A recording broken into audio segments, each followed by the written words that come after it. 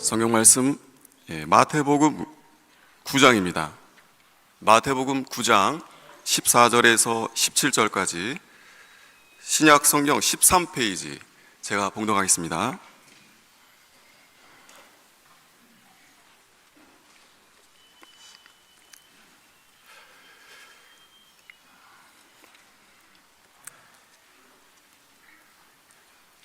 그때 요한의 제자들이 예수께 나와 이르되 우리와 바리새인들은 금식하는데 어찌하여 당신의 제자들은 금식하지 아니하나이까? 예수께서 그들에게 이르시되 혼인집 손님들이 신랑과 함께 있을 동안에 슬퍼할 수 있느냐? 그러나 신랑을 빼앗길 날이 이르리니 그때에는 금식할 것이니라. 생배의 조각을 낡은 옷에 붙이는 자가 없나니 이는 기운 것이 그 옷을 당기어 헤어짐이 더하게 됨이요 새 포도주를 낡은 가죽 부대에 넣지 아니하나니 그렇게 하면 부대가 터져 포도주도 쏟아지고 부대도 버리게 됨이라. 새 포도주는 새 부대에 넣어야 둘이 다 보존되느니라. 아멘. 아야세 동북교회 심우하시는 노아키 목사님께서 세 가지 비유 말씀 증거해 주실 때 많은 은혜 받으시길 바라겠습니다. 감사합니다. 좀 어색하실 것 같기도 한데 좀 새로운 시도도 의미가 있습니다. 우리 인상을 좀 피시고요. 옆에 사람하고 인사를 나누는데 엄지손가락을 좀 세우셔서 진심으로 축복하세요. 자세히 보니 하나님의 걸작품이시네요. 자세히 보니 하나님의 걸작품이시네요. 네. 아이, 감사합니다. 네. 한 번 더 대답을 해야죠. 그렇게 축복을 받았으면 대답을 합시다. 사람 볼 줄 아시네요. 네.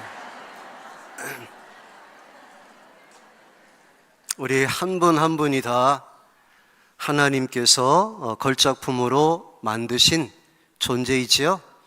네, 그렇습니다. 그렇게 보셔야 됩니다. 저기 좀 이상한 사람이 떠서 저는 아직도 어색한데, 하나님께서 말씀을 증거케 하시는데, 너 자신에게 먼저 그 말씀을 적용해라. 그리고 저 자신을 보면서 독백의 의미로 말씀을 전하게 하시는 것 같다.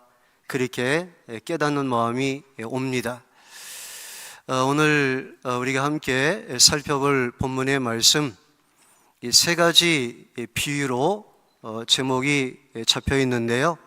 세 가지 비유, 어떤 비유인지 살펴보도록 하겠습니다.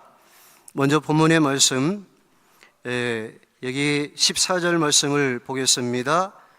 14절 말씀에 그때에 요한의 제자들이 예수께 나와 가로되 우리와 바리새인들은 금식하는데 어찌하여 당신의 제자들은 금식하지 아니하나이까? 사도 요한의 제자들이 예수님께 와서 좀 시비조로 이야기를 합니다. 바리새인들도 금식하고 우리도 금식하는데 왜 예수님 또 제자들은 금식을 하지 않습니까? 그렇게 힐문합니다. 근데 바리새인들은 문제가 많지만 이 세례 요한의 제자들까지도 그 영향을 받고 있었음을 볼 수가 있습니다. 바리새적인 모습이 여전히 남아 있음을 알 수가 있습니다. 특히 바리새인들은 세 가지를 굉장히 중요시했습니다. 그것이 자기들의 신앙적인 어떤 열심 또는 종교적인 영웅 심리 이런 것들이 배경에 있었을 겁니다. 기도를 굉장히 중요시했는데 이 기도를 할 때에 시장과 또 회당에서 사람들이 많이 모이는 곳에서 서서 기도하는 것을 즐겨 했습니다. 사람들이 볼 때에 열심히 기도하고 있구나. 그렇게 알아주기를 바랐던 것이죠. 그 다음에 구제하는 것을 또 중요시 여겼는데, 구제할 때도 마찬가지입니다.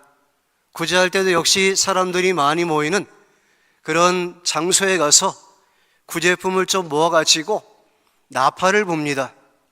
나팔을 불어서 우리가 여기서 구제한다. 그리고 사람들에게 소문을 내서 자기들의 선한 행위가 인정받기를 원했던 그런 모습이 있었습니다. 그 다음에 금식이죠. 금식하는 것도 이것도 하나님께서 명하신 날에 금식하는 것이 아니고 자기들이 다른 사람보다 더 월등하다고 하는 이것을 보여주기 위해서 일주일에 2번씩 우리가 금식하자 해서 월요일과 목요일 날 금식의 날로 정해서 금식을 했는데, 그때는 세수도 하지 않고 수염도 깎지 않고 그리고 꾀지지한 모습으로 사람들이 누가 봐도 금식하는 것을 알아볼 수 있게 일종의 금식하는 것을 자기들의 자랑거리로 삼았던 그런 모습이 있었습니다. 마태복음 6장에 우리 예수님께서 그런 잘못된 모습을 지적하시고 그런 자리에서 돌이킬 것을 바른 말씀으로 알려주신 내용을 우리가 볼 수가 있습니다. 오늘 여기 본문의 말씀에서 세례 요한의 제자들도 상당히 좀 짜증이 난 것 같아요. 자기들의 스승 요한은 지금 헤롯 왕에 의해서 붙들려서 감옥에 갇혀 있거든요. 죽을지 몰라요.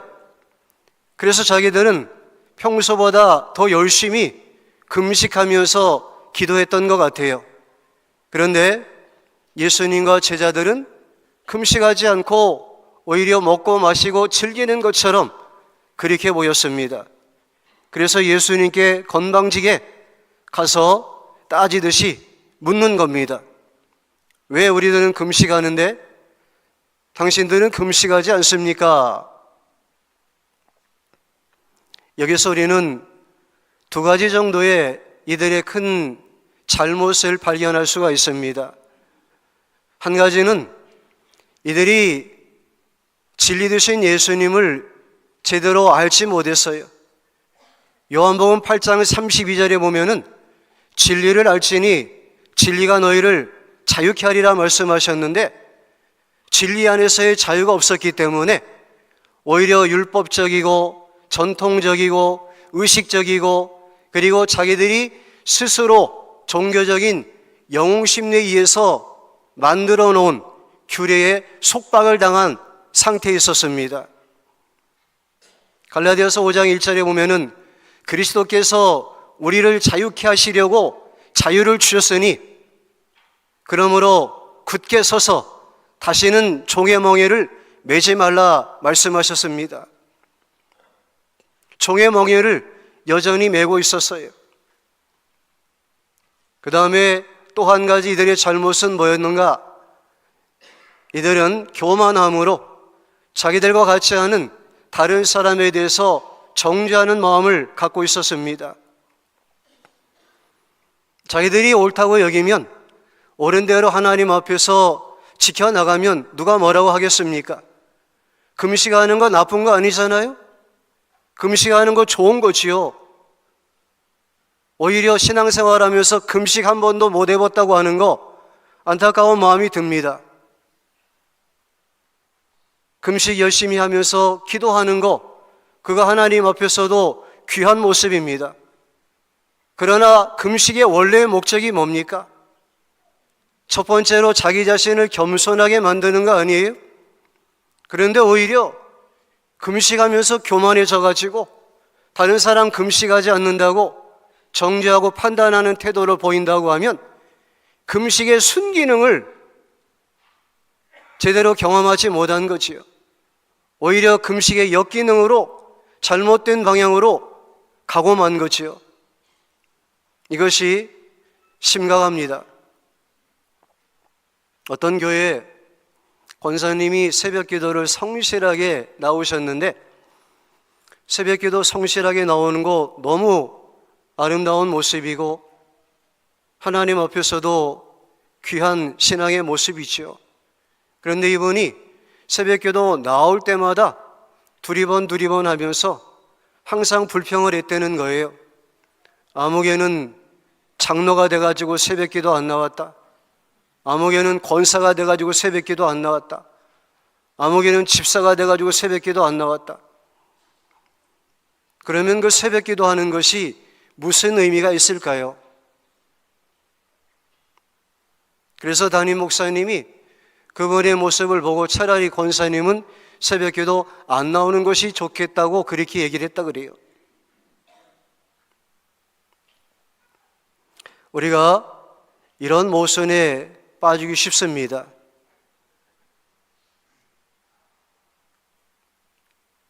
이런 어리석은 자리에 떨어지지 않기를 항상 자신을 살피고 조심해야 할 줄로 믿습니다. 예수님께서 거기에 대해서 답변을 하시죠? 예수님이 뭐라고 답변을 하시는가? 이제 세 가지 비유를 들어서 답변을 하십니다. 그런데 저는 이 말씀을 묵상을 하면서 조금 다른 시선에서 이 말씀을 바라봤습니다. 저도 사실은 이 말씀에 대해서 다른 목사님들의 설교도 여러 편 들어봤고 과거에 저 자신도 이 말씀으로 설교한 적이 있었는데 이번에 이 말씀 준비하면서 묵상을 하는 과정에서 예수님께서 이 말씀을 무슨 의도로 하셨는가 그것에 대해서 제 나름대로 내린 결론은 예수님의 자기소개다. 우리는 예수님의 자기소개서를 이 본문의 말씀을 통해서 지금 볼 수가 있다. 그렇게 깨닫게 되었습니다. 그래서 우리가 예수님께서 자기소개를 해주셨는데 세 가지 비유로 자기소개를 해주셨어요. 예수님께서 나는 이런 존재다 라고 소개하신 내용 우리가 보면서 우리도 역시 그 예수님을 닮아가야 되겠다 하는 마음을 갖고 그것을 기도의 제목으로 삼고 하나님 앞에 우리도 그 모습 달라고 기도하는 그런 신앙의 모습으로 이어지기를 주의 이름으로 축복합니다. 로마서 1장 17절에 보면은 복음에는 하나님의 의가 나타나서 믿음으로 믿음에 이르게 하나니 그런즉 오직 의인은 믿음으로 말미암아 살리라 하셨어요. 이 말씀 함께 다시 읽어볼까요? 뜨네요. 같이 읽어보겠습니다. 복음에는 하나님의 의가 나타나서 믿음으로 믿음에 이르게 하나니 기록된 바 오직 의인은 믿음으로 말미암아 살리라 함과 같으니라.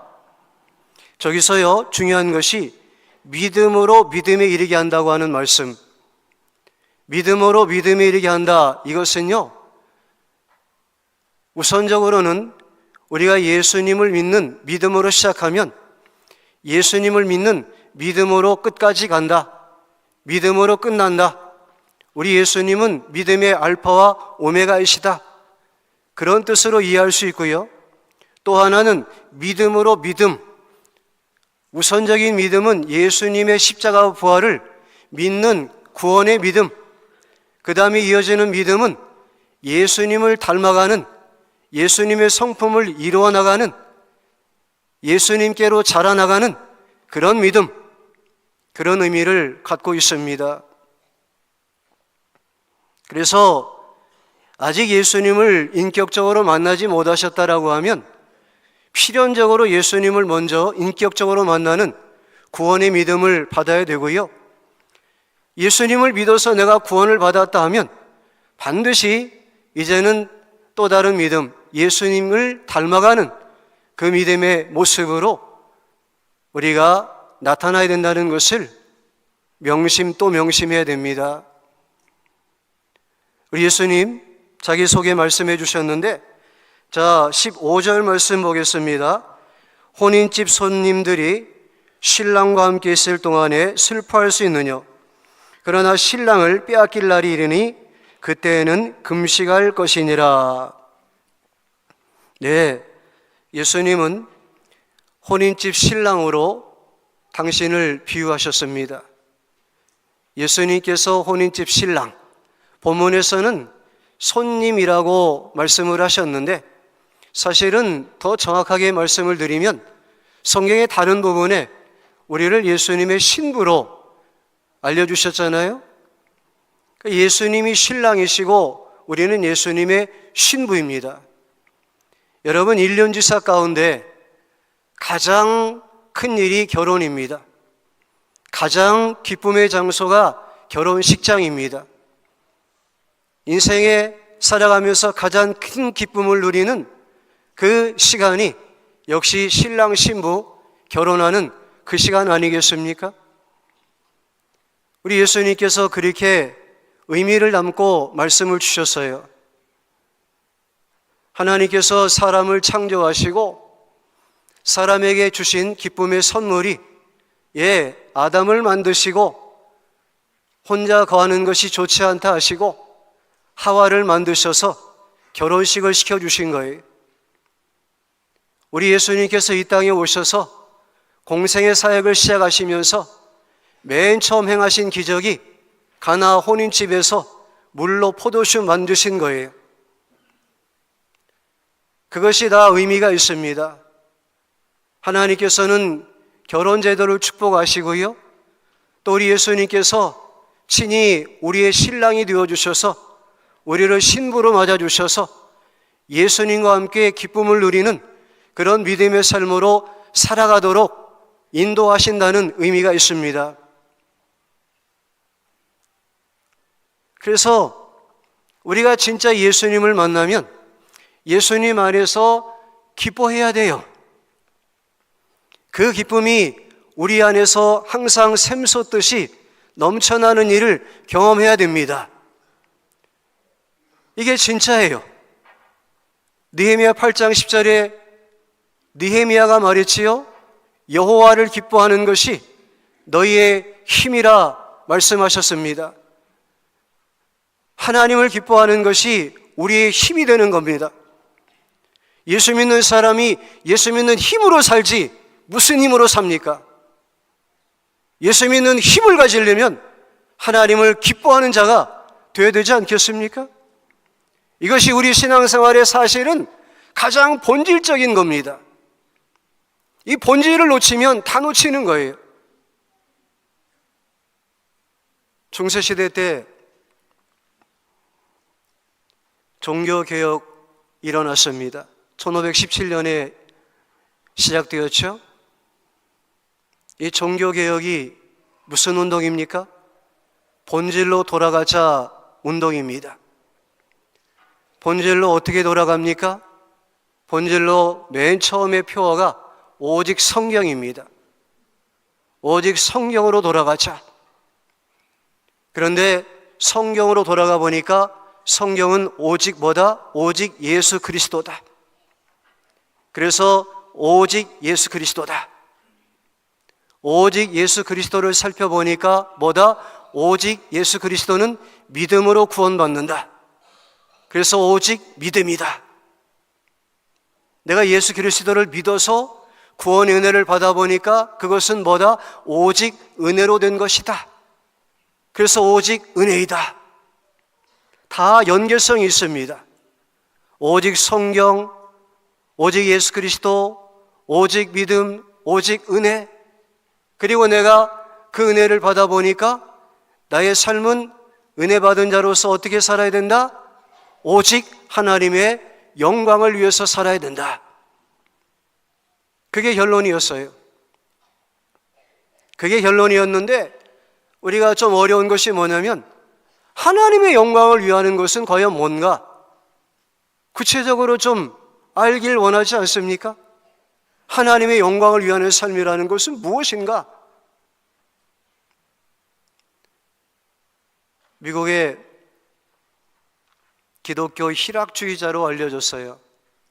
하나님을 기뻐하라 하는 아주 유명한 책을 쓰신 분인데 존 파이퍼라고 하는 목사님이 계세요.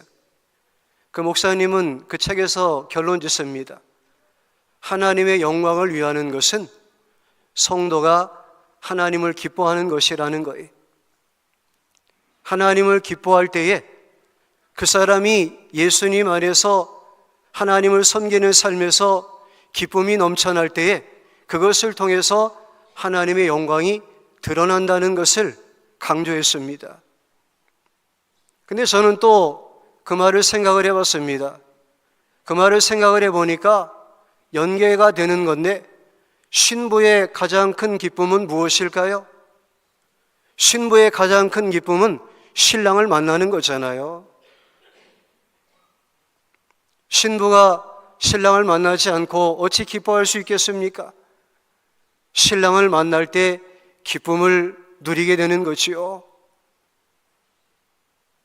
그러면 하나님의 영광은 하나님을 기뻐하는 것이라고 말했는데, 하나님을 기뻐하는 것은 하나님을 만나는 것에서 이루어지는 겁니다. 하나님을 만나는 것은 무엇일까요? 하나님을 만나는 것은 요한복음 1장 1절 말씀에 기록되어 있습니다. 요한복음 1장 1절에 뭐라고 그러셨죠? 태초에 말씀이 계시니라. 이 말씀이 하나님과 함께 계셨으니 이 말씀은 곧 하나님이시니라. 말씀이 하나님입니다. 말씀이. 이 성경 말씀이 하나님이셔요. 그렇기 때문에 우리가 성경 말씀을 만남을 통해서 신부가 신랑을 만나는 기쁨을 체험할 수 있는 겁니다. 부끄러운 고백을 드리면, 사실 저는 목사로서 오랫동안 성경을 볼 때에 이 성경을 설교의 재료를 찾는 데 집중해서 보았습니다.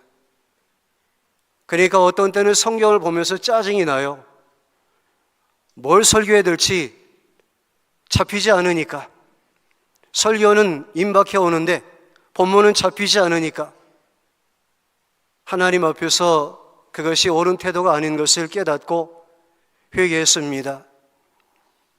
신부가 신랑을 만나는 말씀이 하나님이시기 때문에, 말씀이 예수님이시기 때문에 우리가 신부가 신랑을 만나는 그 기대감을 가지고 성경을 대해야 됩니다.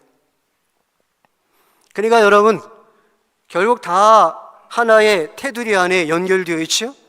오직 성경이, 오직 그리스도, 오직 믿음, 오직 은혜, 오직 하나님의 영광, 하나님의 영광은 하나님을 기뻐하는 것, 하나님을 기뻐하는 건 다시 오직 성경으로 돌아가는 거예요. 그러니까 우리가 성경을 당연히 읽어야 되겠죠. 아침에 눈 뜨자마자 스마트폰 붙들고 하루를 시작하는 분들이 있을지 모르겠습니다만, 믿는 자로서 합당치 않은 것 같아요. 먼저 하나님 말씀을 펼치고 신부가 신랑을 만나는 기쁨을 말씀을 통해서 경험하시기를 바랍니다. 그것이 지속적으로 매일같이 이루어져야 되겠죠? 하나님의 음성을 들을 때까지 성경을 읽으시기 바랍니다. 10장도 20장도 하나님이 말씀을 나에게 주실 때까지 읽으시고요. 그래서 거기서 하나님의 음성을 듣는 것, 하나님을 만나는 거예요.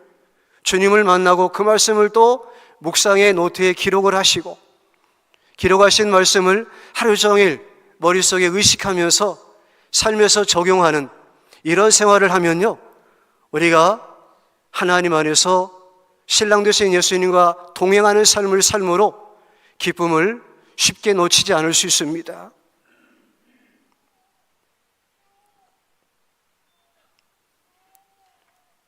신랑 되신 예수님, 요한복음 17장의 13절의 말씀을 찾아서 읽어보시기 바랍니다.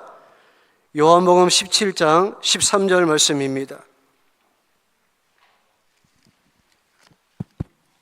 13절. 우리 같이 읽겠습니다. 지금 내가 아버지께로 가오니 내가 세상에서 이 말을 하옵는 것은 그들로 내 기쁨을 그들 안에 충만히 가지게 하려 함이니이다. 요한복음 17장 무슨 장인지 아시죠? 예수님의 유언적인 기도가 기록된 말씀입니다. 6절부터 19절까지는 예수님이 제자들을 위해서 기도하셨는데요.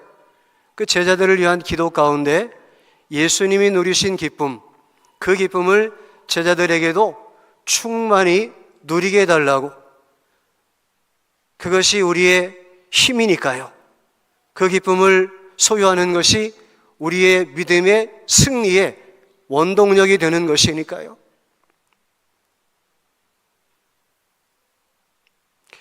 2024년 5월 달로 기억합니다. 목회 데이터 연구소라고 여러 가지 기독교인들에 대한, 또 교회에 대한 내용들을 조사해서 통계를 내는 그런 단체인데, 거기서 발표한 내용을 보니까요, 여러분, 이거 교회 바깥의 사람들 얘기 아닙니다. 교회 안에 있는 사람들 얘기인데요, 당신은 최근 2주 사이에 이런 상황에 빠졌습니까? 하고 물었어요. 물었는데 첫째가 우울감에 빠진 적이 있습니까? 교회 안에서 23%가 그렇다고 대답을 했어요. 그리고 불안감에 빠졌습니까? 22%가 그렇다고 대답을 했어요. 그리고 무언가의 중독 증세가 있습니까? 11%가 그렇다고 대답을 했어요. 놀라운 것은 자살 충동, 7%의 사람들이 자살 충동을 느꼈다고 대답을 했습니다. 왜 이런 현상이 벌어지고 있을까요? 교회 안에서 예수님을 믿는다고 하는 사람들이 왜 이렇게 우울증에 빠져 있고 불안감에 사로잡혀 있고 무언가에 중독되어 있고, 그리고 심지어는 자살 충동을 느끼기까지 하는 이런 현실 속에 있을까요? 참 안타까운 사실인데요, 저는 정신과 의사가 아니라 그 분야에 대해서는 뭐라고 언급을 할 수가 없습니다만, 그러나 저 개인적인 경험과 또 성경의 원리적인 내용을 근거로 해서 말씀드릴 수 있는 것은, 우리가 그리스도의 신부로서 매일같이 신랑 되신 예수님을 말씀을 통해서 제대로 만나고 그분의 음성을 듣고 그분과 영적인 교제를 경험한다라고 하면 우울증을 이겨낼 줄로 믿습니다. 불안감 극복할 줄로 믿습니다. 중독도 다 해결될 수 있을 줄로 믿습니다. 자살이라니요. 오히려 기쁨으로 순교의 자리에까지 나아갈 수 있게 될 줄로 믿습니다.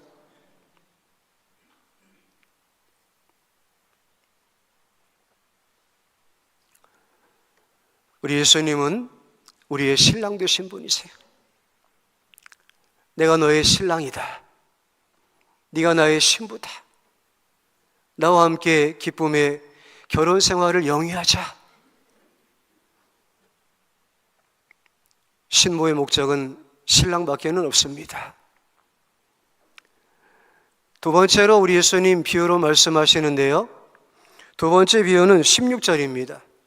16절 말씀에 보니까 생배 조각을 낡은 옷에 붙이는 자가 없나니 이는 기운 것이 그 옷을 당기어 헤어짐이 더하게 됨이요. 네, 제가 지금 가진 성경이 옛날 성경입니다. 기억 한글이라 조금 다를지 모르겠습니다만 이해해 주시기를 바랍니다. 예수님은 생배 조각이라고 말씀하셨습니다. 예수님 자신을 생배 조각으로 비유하셨는데, 이걸 낡은 옷에 붙이는 자가 없다. 낡은 옷이라고 하는 것은 율법적인 것이고 전통적인 것이고 의식적인 것이고, 여러분, 생배가 무슨 특징이 있는가? 여기 예수님도 말씀해 주셨잖아요. 당기는 특징이 있습니다. 끄는 힘이 있습니다. 가끔 이 바지 같은 걸 구입을 하면 그 점원들이 설명해 주기도 하지요. 이 바지는 좀 원단이 새 것이고 그래서 한번 빨면 줄어들고 그런 일이 있습니다. 이런 이야기 들어보신 적 있지요? 새 것은 그렇게 당기는 힘이 있다. 생배 조각이 그런 힘이 있다. 저는 이 말씀을 우리 예수님의 당기는 힘, 사람을 끄는 매력으로 그렇게 믿습니다. 우리 예수님께서 사람들을 끄는 힘이 있어요. 얼마 전에 여러분들 아시지요? BTS라고 세계적인 K-팝 가수 그룹들 있죠? 일본에 공연하러 왔다고 군대 마치고 다시 제대로 다 모여가지고 공연한다고 아주 난리가 났었대요. 그 공연장 근처를 지나오는 어떤 목사님이 그것 때문에 교통체증에 곤란을 겪었다고 이야기를 하는 것을 들었습니다. 네, 슈퍼스타라고 그렇죠. 그 사람들 추종하는 세력들을 아미, 군대라고 하면서 우리는 BTS의 군대다 이런 식으로 열광스럽게 그들을 추종하고 따르지요. 근데요, 인류 역사상 그 어떤 사람도요 예수님을 능가하는 사람이 없습니다. 예수님처럼 유명한 분이 없습니다. 미국의 타임지에서요 인류 역사상 가장 큰 영향을 미친 인물들 해가지고 100명을 선정해서 발표한 적이 있어요. 당연히 그 중에 1위가 예수님이었습니다. 그 아래 우리가 잘 아는 유명한 인사들이 많이 이름이 거론되어 있지만 1위는 예수님이에요. 지금도 전 세계 가장 많은 사람들이 나는 예수님을 믿는 사람입니다. 크리스찬의 인구가 가장 많지요. 왜 이렇게 예수님을 많은 사람들이 따를까요? 예수님이 당연히 매력이 있는 분이니까 그렇지요. 그렇게 따를 만한, 신뢰할 만한 그런 대상이니까 그렇지요. 그러면 우리 예수님을 우리가 생각해 볼 때에 예수님의 매력이 과연 뭘까? 여러 가지 설명할 수 있겠지만 저는 예수님만 진리이기 때문에 그렇다 그렇게 믿습니다. 예수님만 진리입니다. 천하 인간의 구원을 얻을 만한 다른 이름 없습니다. 예수님뿐입니다. 종교 다원론자 등장해서 그렇게 말하지 말아라. 왜 이렇게 편협하냐? 머릿속이 좁다. 그렇게 배타적으로 말하지 말아라.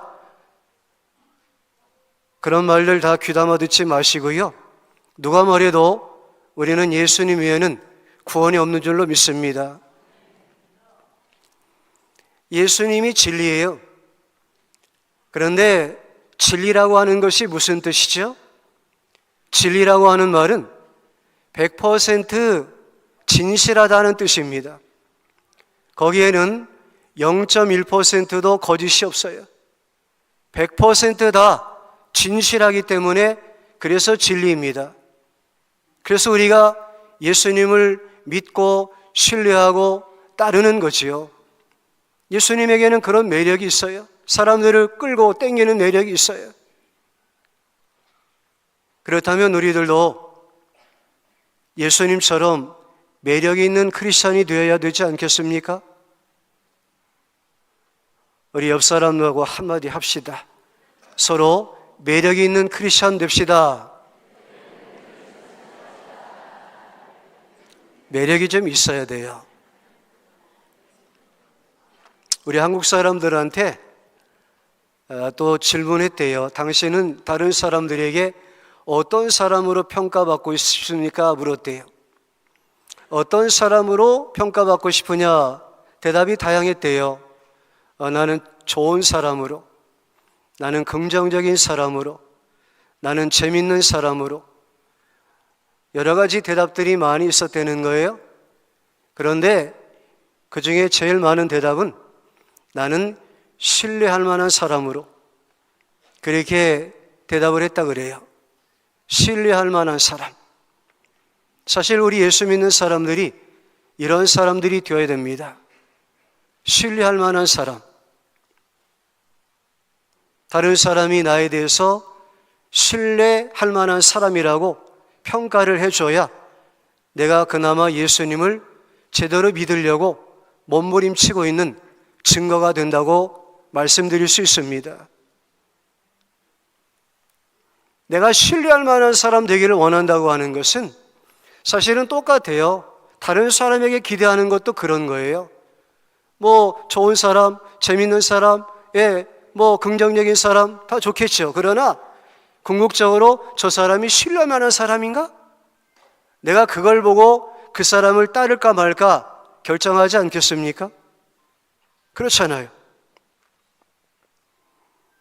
그런데 정말 가슴 아픈 사실은요, 제가 한 20여 년 전에 이 얘기를 어떤 강의를 통해서 들었습니다만, 그때 강사가 와서 그런 얘기 하더라고요. 한국 사람들이 가장 그 말을 신뢰하고 믿는 대상이 있다는 거예요. 누구 말을 제일 잘 믿느냐? 첫 번째가 의사 말이라는 거예요. 두 번째가 누구 말을 잘 듣느냐? 경찰 말이라는 거예요. 어떠세요? 우리 한국 사람들 좀 특징이 그렇죠? 세 번째가 이게 충격이었습니다. 세 번째가 누구 말을 제일 잘 듣느냐? 1등, 2등은 이해가 되는데 3등은요, 무속인이었습니다. 무속인, 무당, 점쟁이, 이런 사람 말을 세 번째로 잘 믿는데요. 그런데 20여 년 전에 한국의 무속인이 통계를 보니까 한 20만 명 정도 있었다 그래요. 여러분, 지금 20년 지난 다음에요, 통계를 알아보니까 80만 명이 넘습니다. 그것도 공식적으로 집계된 숫자가 그렇고요, 그 숫자에 포함되지 않은 사람들까지 하면 100만 명이 넘을지 모른대요. 유튜브로 영업하는 사람들, 무속인들이 지금 엄청나게 많이 늘어났습니다. 10대, 20대도 무속을 하는 사람들이 많아졌습니다. 신내림 받은 사람들이 이렇게 많아졌는지 몰라요. 상대적으로 20여 년 전하고 지금하고 개신교 신자 수를 비교하니까 100만 명 이상의 신자가 줄었습니다. 여러분, 이것은요, 그냥 사회적인 현상이 아닙니다. 이건 영적인 문제입니다. 이건 심각한 영적인 도전입니다. 우리 대한민국이, 우리나라 사회가 어쩌다 이렇게 되었죠? 그 책임이 교회에 있다고 말하지 않을 수가 없습니다. 교회가 신뢰를 잃어버렸어요. 예수 안 믿는 사람들에게 오히려 비판을 받고 조롱을 당하는, 우리가 세상에 빛이 되고 소금이 되어야 되는데 오히려 세상에게 버림받아서 짓밟히고 마는 그런 가슴 아픈 현실을 우리가 부정할 수가 없습니다. 교회의 책임이다 하는 말은요, 무슨 대형교회의 책임이 아닙니다. 내가 교회입니다. 내 책임입니다. 내가 예수 믿는 사람으로 과연 다른 사람에게 신뢰를 주고 있는지, 그래서 내가 하는 말을 그 사람이 믿고 받아들이는지,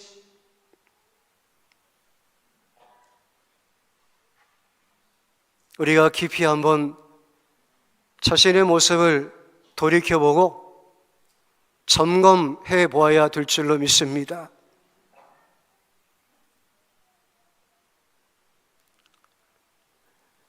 우리 예수님, 사도행전 1장의 1절 말씀을 찾아보시기 바랍니다. 사도행전 1장 1절입니다. 사도행전 1장 1절 말씀 띄워주시면 고맙겠습니다. 네, 자 같이 한번 읽겠습니다. 데오빌로여, 내가 먼저 쓴 글에는 무릇 예수께서 행하시며 가르치기시를 시작하신부터, 예수님은요 먼저 행함으로 본을 보이셨어요. 그리고 가르치셨어요. 부모가 암만 자식한테 좋은 말 해도요 말로 듣지 않습니다. 부모가 먼저 행함이 있을 때에 자식들이 그 말을 고지 듣고 따르게 되어 있어요. 우리 예수님은 먼저 행하시고 그리고 가르치셨다. 저도 목사로서 이 원칙을 지키려고 노력하고 있습니다. 발버둥 치고 있어요. 그런데 저는 너무 부족해서 행한 대로 가르치려면 몇 주 못 가요. 몇 주 못 가면 설교 그만둬야 되는데, 그래도 또 다른 말씀이 있어서 위로를 받습니다. 마가복음 10장의 45절 말씀, 마가복음 10장의 45절 같이 한번 읽어보겠습니다. 인자가 온 것은 섬김을 받으려 함이 아니라 도리어 섬기려 하고 자기 목숨을 많은 사람의 대속물로 주려 함이니라. 예수님은 내가 섬김을 받으러 온 게 아니라 섬기러 왔다고 말씀하셨고, 많은 사람의 대속물로 내가 내 목숨을 주러 왔다고 말씀을 하셨고, 그리고 말씀만 하셨나요? 저 말씀으로 끝내시고 그대로 안 하셨나요? 아니죠. 이제는 말씀을 하셨고 말씀대로 행하셨잖아요. 그래서 제가 위로를 받아요. 아, 예수님처럼 행한 대로 설교할 수 있으면 참 좋은데 내가 예수님만큼 행하질 못하니까 그래도 또 한 가지 나에게 기회를 주시는구나. 내가 설교했으면 적어도 내가 설교한 대로 그대로 살려고 그렇게 발버둥을 쳐야 되겠구나. 우리가 믿는 대로 살아야 되지 않겠습니까? 믿는 대로 살지 않으면 말로는 믿지만 행실로는 우리가 믿지 않는 것이요. 한국교회 신앙의 특징을 그렇게 말합니다. 성경의 교리화가 잘 돼 있대요. 교리의 신앙화도 잘 돼 있대요. 그런데 세 번째, 신앙의 생활화가 이것이 안 돼 있다는 거예요. 그러니까 믿음과 삶이 연결되어지지 않고 믿음과 삶이 분리가 되어 있다는 거예요. 우리 함께 우리 예수님처럼 매력 있는 크리스찬, 신뢰할 만한 크리스찬 되기를 바랍니다. 그러려면 어떻게 되겠는가? 세 가지 기억하시면 좋겠어요. 좀 따라 하십시오. 겉과 속이 같은 사람 되자. 말과 행실이 같은 사람 되자. 처음과 끝이 같은 사람 되자. 그러면 신뢰하겠지요. 그런 사람 신뢰하겠지요. 세 번째로 우리 예수님께서 주신 비유가 포도주의 비유입니다. 본문에 돌아와서 뭐라고 말씀하셔요? 17절에 새 포도주를 낡은 가죽 부대에 넣지 아니하나니 그렇게 하면 부대가 터져 포도주도 쏟아지고 부대도 버리게 됨이라. 새 포도주는 새 부대에 넣어야 둘이 다 보존되느니라. 네, 우리 예수님은 자신을 새 포도주로 소개하셨습니다. 팽창하는 힘이 있어요. 천국은 이렇게 확장됩니다. 복음은 점점 많은 사람들에게 영향을 미치게 됩니다. 그렇습니다. 지금 우리 한국은 기독교인이 줄어든다고 하지만 세계적으로 시선을 돌려보면 그렇지 않습니다. 하나님 나라는요, 계속해서 더 많은 곳에 확장되고 있습니다. 구원 얻는 사람들 더 많이 늘어나고 있습니다. 고린도전서의 1장의 18절 말씀에 십자가의 도가 멸망하는 자에게는 미련한 것이요 구원 얻는 우리에게는 하나님의 능력이라 말씀하셨잖아요. 십자가의 도에 능력이 있어요. 무슨 능력이 있죠? 그 능력이 듀나미스잖아요. 듀나미스 원어로 보면은 다이나마이트, 다이나믹 두 가지 뜻이 있죠. 폭발하는 능력이 있고 역동성이 있다고 하는 뜻이잖아요. 복음은요, 새 포도주처럼 그렇게 계속해서 발효가 되는 거예요. 그러면서 점점 힘이 바깥으로 분출이 되는 거예요. 그래서 낡은 가죽 부대로 담을 수가 없어요. 터져버리니까.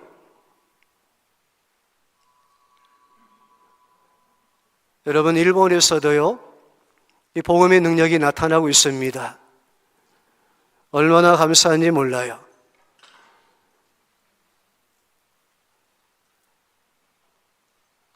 우리가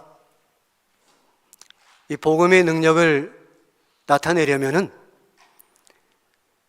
성경의 말씀을 마음에 새기고요, 예수님께서 우리에게 주신 사명이 무엇인지 깨닫고요, 그리고 그 사명에 합당한 삶으로 살아가고자 하는 마음의 소원을 갖고요, 그리고 그 마음의 소원을 이루어달라고 또 주님 앞에 간구함으로 순종할 때에 주님이 우리를 통해서 구원의 역사를 이루어 나가시는 줄 믿습니다.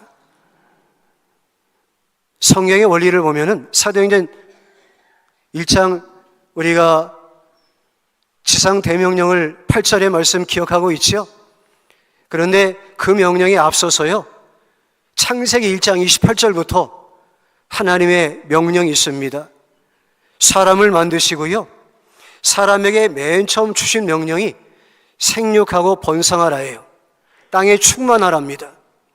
그 사람에게 그 명령을 주셨고요, 우리 예수님이 마지막에 유언으로 승천하시기 전에 남기신 말씀도 마태복음 28장의 18절 이하에 너희는 가서 모든 족속으로 제자를 삼으라고 말씀하셨어요. 아버지와 아들과 성령의 이름으로 세례를 주고 내가 가르쳐 분부한 것을 그들에게 가르쳐서 지키게 하라고 말씀하셨어요. 그러니까 우리가 생명 얻는 일을 하는 것이 사명으로 부여된 일입니다. 생명 얻는 일, 이걸 잘 감당하는 저와 여러분들 되시기를 바랍니다.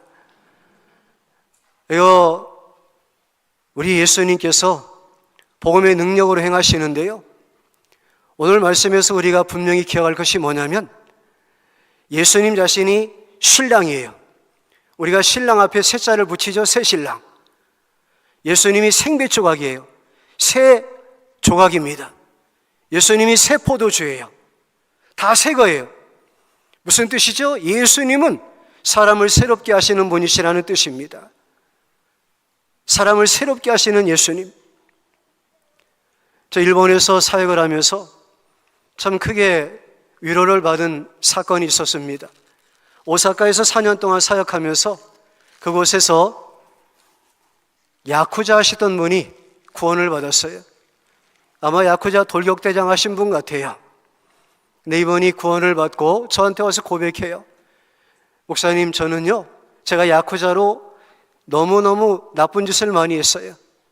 제가 예수님 만나고 예수님을 통해서 구원받은 것이 너무 기뻐서 예수님을 저의 오야붕으로 삼고 목숨을 드리기로 했어요.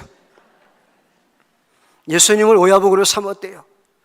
자기가 너무 많은 짓을, 나쁜 짓을 했기 때문에 자기 양심적으로 용서받을 수 없다고 생각했대요. 그런데 예수님이 십자가에서 자기 죄를 용서하시고 자기 죄를 기억지 않으신다는 말씀을 통해서 구원의 확신을 받고 헌신해서 목사가 됐어요. 지금 일본의 유명한 목사가 됐어요.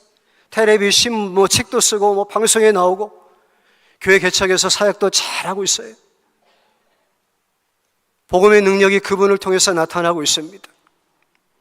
오사카에서 그런 일이 있었고 동경에서도 또 야쿠자 한 분이 구원을 받았어요. 이분은 야쿠자 오야붕 조직의 두목이었어요.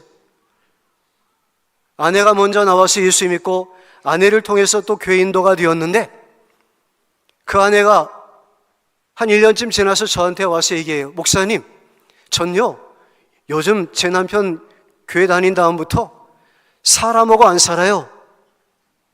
아니, 대개 남편이 사람이 아닙니까?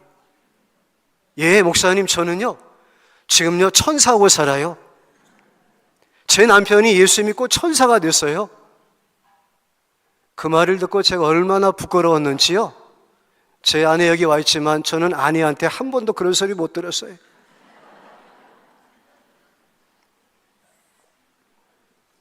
예수 믿고 수십 년 됐는데 그런 소리 한 번 못 듣고 살아요. 여러분들은 어떠세요?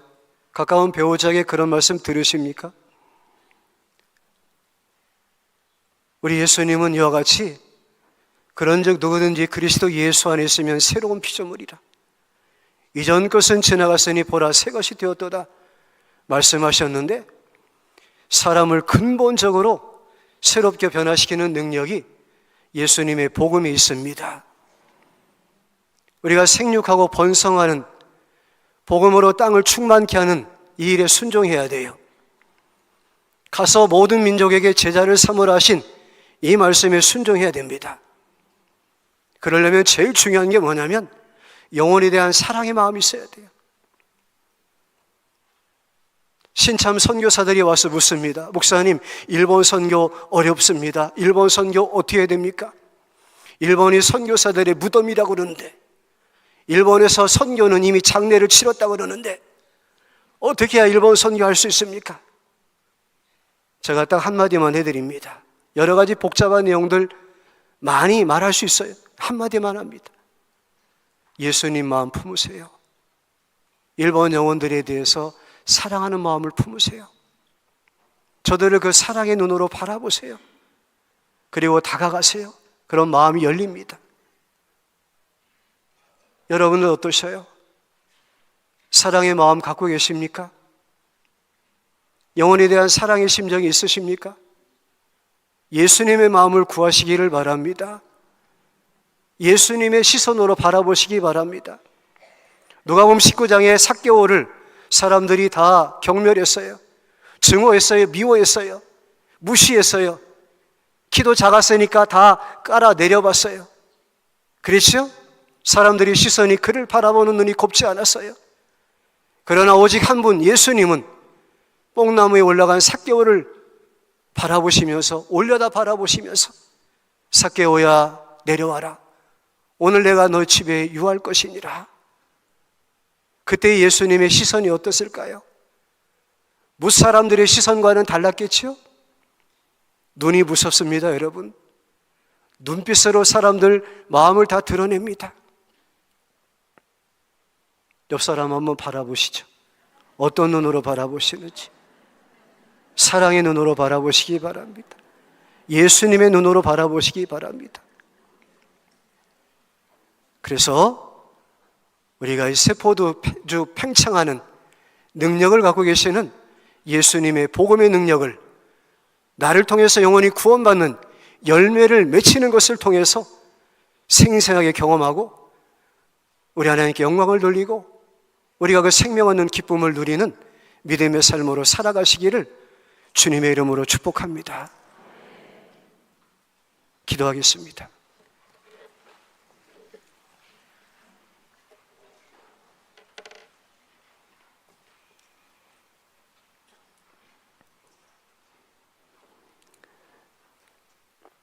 예수님, 감사합니다. 우리 예수님이 새 신랑 되셔서 우리를 신부의 기쁨으로 채워주시니 감사합니다. 예수님이 생배조각 되셔서 우리를 당기시고 끌어주시고 우리에게 신뢰할 만한 분이 되어주셔서 너무 감사합니다. 예수님, 새 포도주가 되셔서 그 복음의 능력을 가지고 영혼들을 구원하시고 저들을 새로운 피조물로 만드시면서 하나님 나라를 확장시켜 주시니 감사합니다. 우리도 예수님 닮아서 예수님처럼 살아가게 하옵소서. 예수님의 이름으로 기도하옵나이다. 아멘.